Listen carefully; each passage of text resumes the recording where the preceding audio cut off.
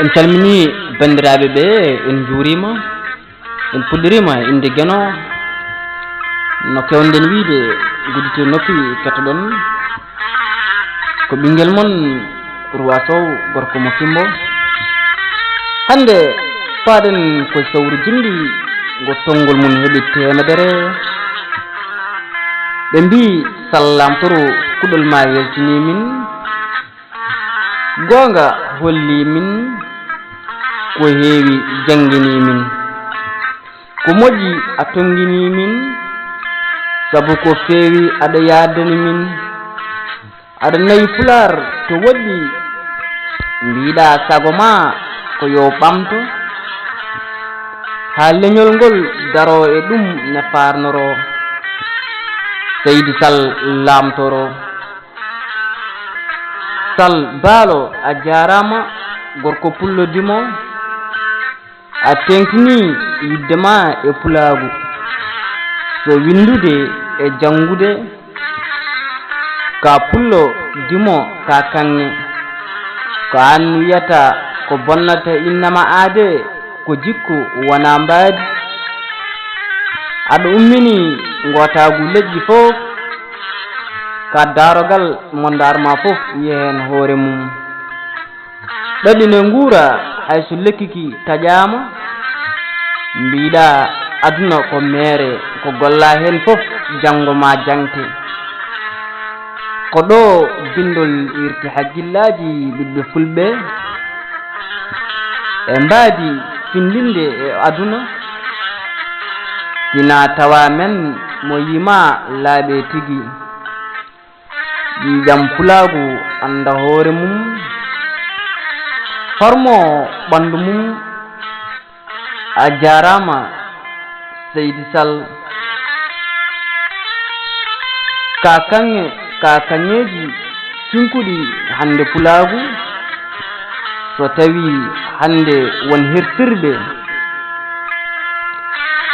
won kertirɗo haalde pular, wona an lamtoro wayno wayno.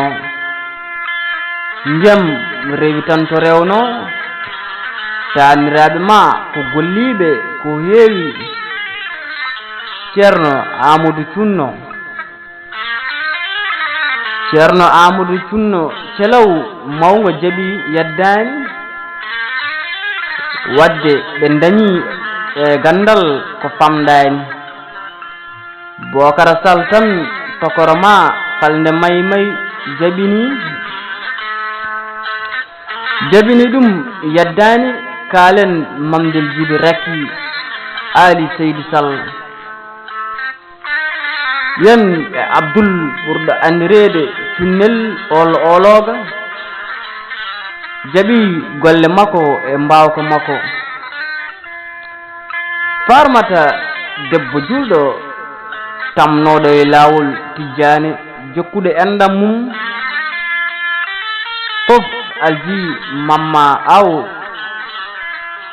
ko waliyo labɗo cer, joom gandal e peewal. laana men ne jokki e simtude taniraɓe ma, laana ma ne jokki simtude e taniraɓe ma en. jettima e kodde Adama Aissa Umaril Tall Fouta fof ne andi golle makko e barke makko. rofi e mon wadde Seydi Sall moƴƴi hawnaki, sabu lalla diwata ɗiyum sora. mi sohlani e ma jurgal sa weltima, sabu mi heeɓi jurgalam e ma. gila ko ɓooyi tottimi ɗereji jimɗi ma, moƴƴere Gueno e ma lamtoro. Fuutaji kala ndenti ne mbima a jarama pullo joom kuɗol kanŋe. Bocara Sall.